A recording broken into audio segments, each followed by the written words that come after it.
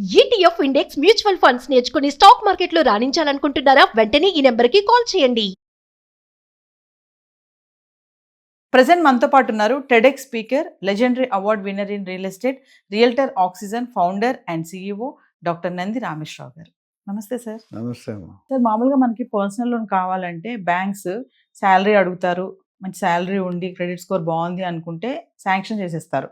అయితే ఇప్పుడు ఏంటంటే బ్యాంకు పర్సనల్ లోన్ తీసుకునేటప్పుడు ఎందుకు తీసుకుంటున్నారనే ఆ రీజన్, ఆ క్వశ్చన్ కూడా వేయదు బ్యాంకు. తర్వాత ఏంటంటే పర్సనల్ లోన్ ఏ కారణాలు అంటే చిన్న వాటికి కాని వాటికి పర్సనల్ లోన్కి వెళ్లకుండా అంటే ముఖ్యమైన వాటికే పర్సనల్ లోన్ తీసుకోవాలి. కొంతమంది ఏంటంటే ప్రతిదానికి పర్సనల్ లోన్కి అప్లై చేస్తూ ఉంటారు. వేటికి అప్లై చేయడం వల్ల వాళ్ళు ఇబ్బందులు పడతారు అంటే అసలు పర్సనల్ లోన్ అనేది దేనికి అప్లై చేసుకోవాలి అంటే? ఫస్ట్ పర్సనల్ లోన్కి నార్మల్ హౌసింగ్ లోన్కి తేడా ఏంటో చూద్దాం. ఇండస్ట్రీ లోన్ వేరు, కార్ లోన్ వేరు, పర్సనల్ లోన్ చాలా మంది తెలిసి ఉంటుంది. బట్ మనం స్టార్ట్ చేసిన బేసిక్ ఉండాలి కాబట్టి హౌస్ లోన్కి ప్రాపర్టీ అసెట్గా మార్టిగేజ్ చేస్తాం మనం. జనరల్గా ఇప్పుడున్న మనకు వచ్చే పాయింట్, మనకి ఎఫ్డి వేసుకుంటూ వచ్చే 6.75, 6.5. ఒకప్పుడు నేను ఇల్లు 10-12 ఇయర్స్ ముందు తీసుకున్నప్పుడు 13% ఉండేది. ఇది హౌసింగ్ లోన్ ఇంట్రెస్ట్. ఈరోజు అది 8.5, 9% లోపే ఉంది. పర్సనల్ లోన్కి వెళ్తే ఆ 9% కాస్త 11, 12, 13. It depends upon your tenure and the amount your taken. ఇక్కడ పెద్ద హ్యాపీనెస్ ఏంటంటే వాడు క్వశ్చన్ అడగరు పర్సనల్ లోన్. నువ్వు శాలరీ స్లిప్, నీ పాన్ కార్డు, ఆధార్ కార్డు ఇస్తే ఇచ్చేస్తాడు. ఎందుకంటే మనం అక్కడ మనకి ఈఎంఐలు పాత ఏమున్నాయో చెప్పాం. సో చాలామంది హౌస్ లోన్ తీసుకుంటే ఇల్లు అమ్మేస్తారు అనుకోండి, హ్యాండ్ లోన్స్ ఉంటాయి పల్లెటూరులో. ఒక 10 లక్షలు, 1 కోటి రూపాయలు ఒకటి. ఆ 10 లక్షలు అనేది ఎక్కడా రిఫ్లెక్ట్ కాదు. అదే గవర్నమెంట్లో లోన్ తీసుకుంటే మార్టిగేజ్లో ఉంటుంది. అట్లనే పర్సనల్ లోన్లో వీడు ఎన్ని అప్పులు ఉన్నాయి, ఎన్ని ఏమైనా చెప్పడు. ఆడు ఐడెంటిఫైడ్ కావాలని. వాడు నా కస్టమర్ బకరా దొరికాడా? అన్ని బ్యాంకులు లేదు, కొన్ని బ్యాంకులు. సో నేను ఇక్కడ బ్యాంకుని తప్పు పట్టనండి, తీసుకునేవాడు తప్పు. ఎప్పుడైనా లంచం తీసుకునేవాడు తప్పు కాదు, లంచం ఇచ్చేవాడు తప్పు. మనం రివర్స్ అర్థం చేసుకుంటాం.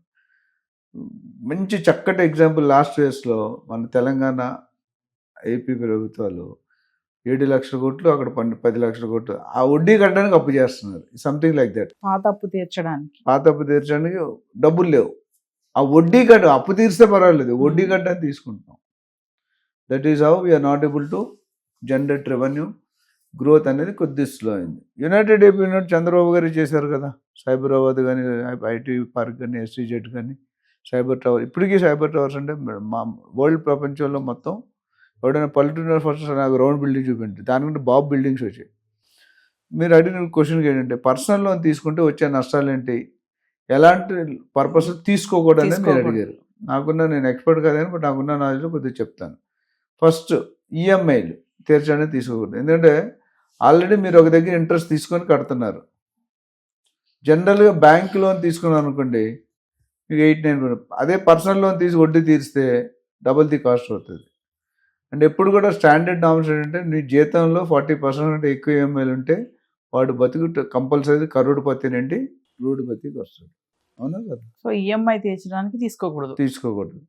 రెండోది లగ్జరీ కార్లు, gadgets, mobile, smart phones. Apple బాగానే ఉంటుంది. యాపిల్ ఎందుకు 1 వీక్ తర్వాత యాపిల్ బతుకు 0. ఇక్కడ కూడా నీ బతుకు అట్లా అయిపోతుంది. I don't suggest. Just for entertaining you or your wife or your family or your friend, don't take personal loan. Personal loan ఏంటంటే ఒక క్యాన్సర్ లాంటిది. ఇక్కడ స్టార్ట్ అయింది, బాడీ మొత్తం వెళ్ళిందంటే నీకు బతికే ఛాన్సులు. ఇంకోటి నా ఎనర్జీ చాలాసార్లు చెప్పాను ఏంటంటే, ఒక మనిషికి 40 సంవత్సరాలు ఉంటే వాడు బ్యాంక్ అకౌంట్లో 40 లక్షలు ఉంటారంట. లేకపోతే you are not done your career properly. ఎవరు చెప్పండి, నేను చెప్తున్నా. 40 సంవత్సరాలకు 40 లక్షలు ఉండాలి, బ్యాంక్ ఖాతాలో ఉండాలి. అంటే కొంతవరకు బెటర్, ఎక్కువ ఉంటే పర్వాలేదు. సో అందుకనే పర్సనల్ లోన్ తీసుకున్నట్టు సరైన పర్పస్ తీసుకోవాలి. అప్పులు తీర్చడానికో, ఎంజాయ్ చేయడానికో, లేదా నువ్వు అప్పు ఇవ్వడానికో. ఇంకా కొంతమంది స్టాక్ మార్కెట్లో పెట్టడానికి కూడా తీసుకుంటారు. అసలు ఈ స్టాక్ మార్కెట్ కాదు, ఏ ఇన్వెస్ట్మెంట్ కూడా అప్పు చేసి పెట్టడం కరెక్ట్ కాదండి. అంటే నేను ఒక దాంట్లో చెప్పాను అంటే అది కరెక్ట్ చేసుకుంటాను. అంటే నేను మళ్ళీ రియల్ ఎస్టేట్లో మీరు తీసుకోమని నేనే చెప్పాను. మళ్ళీ నువ్వు కాంట్రాడిక్ట్ అడుగుతాను, ముందే చెప్తున్నా. ఏంటంటే రియల్ ఎస్టేట్లో ఏమవుతుందంటే ప్రస్తుతం సంవత్సరానికి 20-25% పెరుగుదల ఉంది. నువ్వు కట్టే ఇంట్రెస్ట్ ఎంత? 99%. సో సరైన ప్రాపర్టీకి ఎగెనెస్ట్గా తీసుకుంటే you're doing a better job, లేకపోతే you're doing a wrong job. అదొక్కటి తప్ప మిగతా గోల్డ్ కూడా వద్దంటారు. నీకు పెరిగింది, రేపు సడన్గా 50,000 20,000 పడిపోతే your cost will be very high.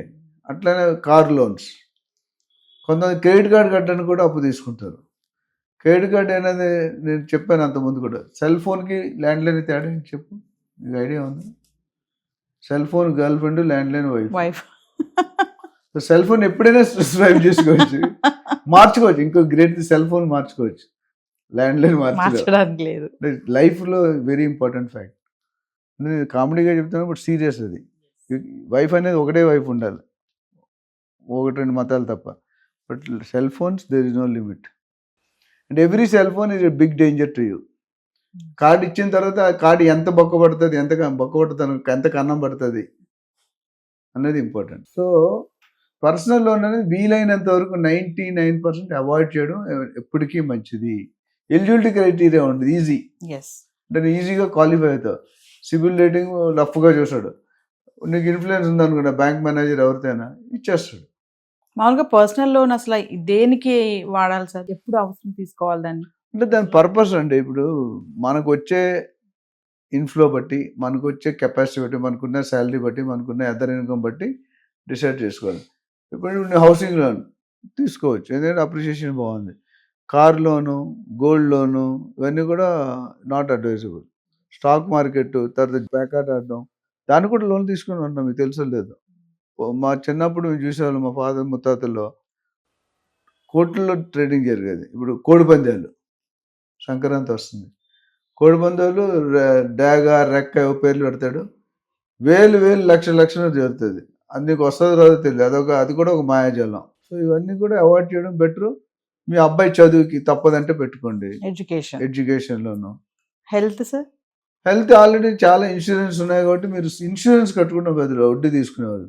Personal loan is always costlier. సంవత్సరానికి ఒక 50,000, 60,000, నెలకు 5,000, 10,000 కట్టుకుంటే 10 లక్షల దాకా కవర్ చేస్తున్నారు. ఇది నీ ఇన్సూరెన్స్ 10 లక్షలు, 20, కొంత ₹1,00,00,000. ఎవరో పీర్లెస్ కంపెనీ చూశాను, 1 crore నువ్వు నెలకి ఎంత అమౌంట్ కడితే అది కట్టుకోవడం బెటర్. పర్సనల్ అప్ అంటే 10 times కాస్ట్లియర్ అవుతుంది. సో ఆలోచించి మీకు డౌట్ ఉంటే మాలాంటి ఎక్స్పర్ట్స్ అంటే తీసుకోవాలా లేదా, తీసుకుంటే ఎక్కడ తీసుకోవాలి, ఎంత అమౌంట్ తీసుకోవాలి, ఎంత పీరియడ్ తీసుకోవాలి. Rate of interest various. 10 సంవత్సరాలు కడితే ఒక రేట్ ఉంటుంది, 2 సంవత్సరాలు తిరిగితే రేట్ ఎక్కువ ఉంటుంది. Thank you sir. Thank you.